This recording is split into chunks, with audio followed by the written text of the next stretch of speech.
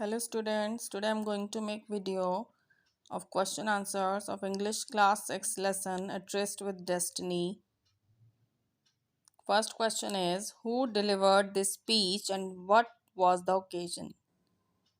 And the answer is Pandit Jawaharlal Nehru, the first Prime Minister of India, delivered this speech on the eve of India's independence. ये speech दी गई थी पंडित नेहरू के द्वारा जब भारत को आज़ादी मिली उसकी पूर्व संध्या पर. Where was the speech delivered and who were the audience? The speech was delivered in the Constituent Assembly and members of the Constituent Assembly were the audience. यानी ये स्पीच कहाँ दी गई थी और कौन इसके ऑडियंस थे, कौन दर्शक थे. ये स्पीच डिलीवर की गई थी संविधान सभा में और जो संविधान सभा के सदस्य थे वो इसके दर्शक थे. What was the ambition of Mahatma Gandhi as mentioned in the 4th paragraph of the above speech?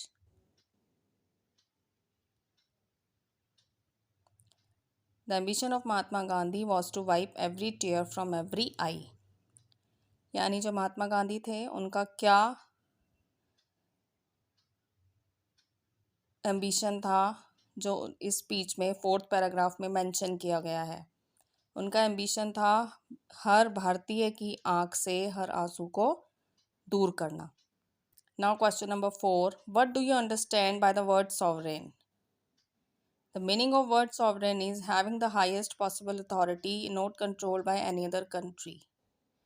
जो वर्ड है सॉवरेन उसका मतलब क्या है? इसका मतलब है यानी जब आपके ऊपर किसी और राज्य का शासन नहीं होता, जब आप अपने खुद डिसीजन लेते हैं, जब आपके पास सारी अथॉरिटी आपके अपने हाथ में होती है. Now tick the correct answers. I have written the right option of all the 3 questions of tick the correct answer.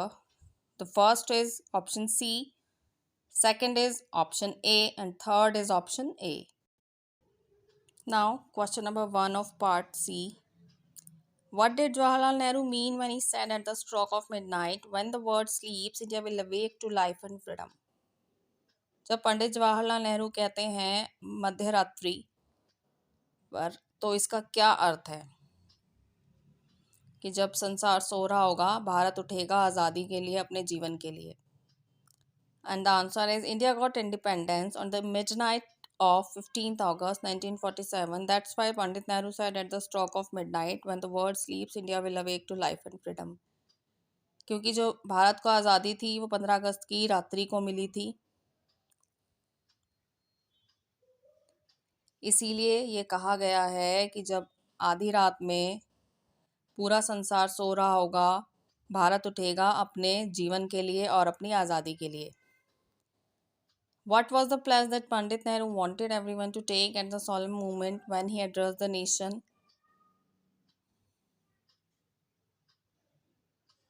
Pandit Nehru कौन सा प्लेज था जो चाहते थे वो हर भारतीय को लेना चाहिए? And the answer is Pandit Nehru wanted everyone to take the pledge of serving the nation and the people and to the still larger cause of humanity. Pandit Nehru चाहते थे कि हर भारतीय को क्या प्रतिज्ञा लेनी चाहिए, क्या शपथ लेनी चाहिए कि वो अपने कंट्री की सेवा करेगा, उसके सभी लोगों की और सबसे ज़्यादा मानवता की सेवा करेगा. वो चाहते थे कि सभी लोग ये शपथ लें, प्रतिज्ञा लें. Mention one example of success and failure each in the history of India as referred to in Pandit Nehru speech. एक एग्जाम्पल देना है सफलता और असफलता का जो पंडित नेहरू की स्पीच में दिया गया है भारत के इतिहास से.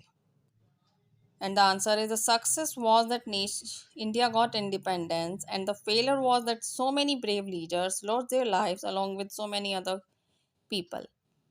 यानी जो सफलता क्या थी कि भारत को आज़ादी मिली और असफलता क्या थी, बहुत से लोगों ने जो बहादुर लीडर थे इंडिया के, उन्होंने अपना जीवन खो दिया, उन्होंने अपने देश के लिए बलिदान दिया अपने जीवन का. और उनके साथ बहुत से ऐसे लोग और भी थे जो आम साधारण लोग भी थे जिनके जीवन का लोगों ने बलिदान दिया अपनी इच्छा से आज़ादी प्राप्त करने के लिए. What did Pandit Nehru mean when he stated that the achievement being celebrated was an opening of opportunity? Pandit Nehru ने ये कहा कि जो सफलता प्राप्त की गई है वो एक तरह से अवसरों की शुरुआत है, उससे अवसर खुलेंगे बहुत सारे। इसका क्या मतलब था? The achievement was an opening of opportunity because after this India discovered herself again. India got right to take its own decisions for its country people for their betterment. ऐसा इसलिए कहा गया है क्योंकि आज़ादी के बाद भारत ने खुद को फिर से डिस्कवर किया। भारत के पास इतनी आज़ादी थी कि वो अपने खुद के डिसीजन ले सके, अपने भारतीय लोगों के लिए, उनके बेटरमेंट के लिए, उनके जीवन में सुधार करने के लिए।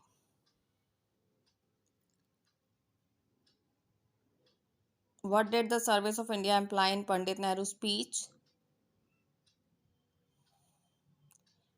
पंडित नेहरू की स्पीच में भारत की सेवा करने से क्या मतलब था? The service of India means the service of the millions who suffer.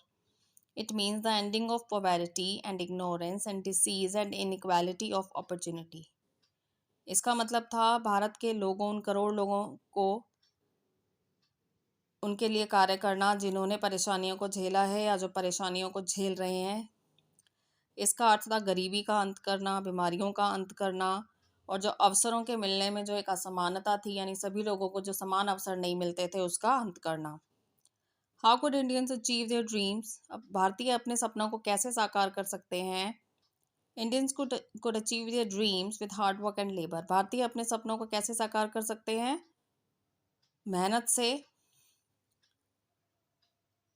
और सतत प्रयास करने से, यानी लगातार निरंतर अपने प्रयास करने से। What lessons are there in Jawaharlal Nehru's speech for the other nations of the world? Jawaharlal Nehru की स्पीच में भारत की जो और कंट्रियां हैं उनके लिए, जो देश के जो और राष्ट्र हैं उनके लिए क्या संदेश है? The lessons of unity and indivisibility are there in the speech. All the nations and peoples are too closely knit together today for any one of them to imagine that it can live apart.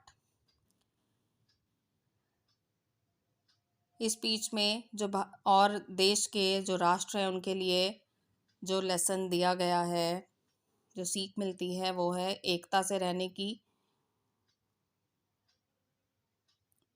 यानी जितने भी nation हैं उन सभी के जो लोग हैं वो आपस में इस तरह से जुड़े हुए हैं कि उनसे एक दूसरे से दूर और अलग रहकर जीवन नहीं जिया जा सकता। जो सभी राष्ट्र हैं वो आपस में एक साथ जुड़े हुए हैं, इसलिए सभी को एक तरह से मिलजुल कर एकता से रहना चाहिए। So the students, all the questions are done now. I hope this video will help you. Thank you.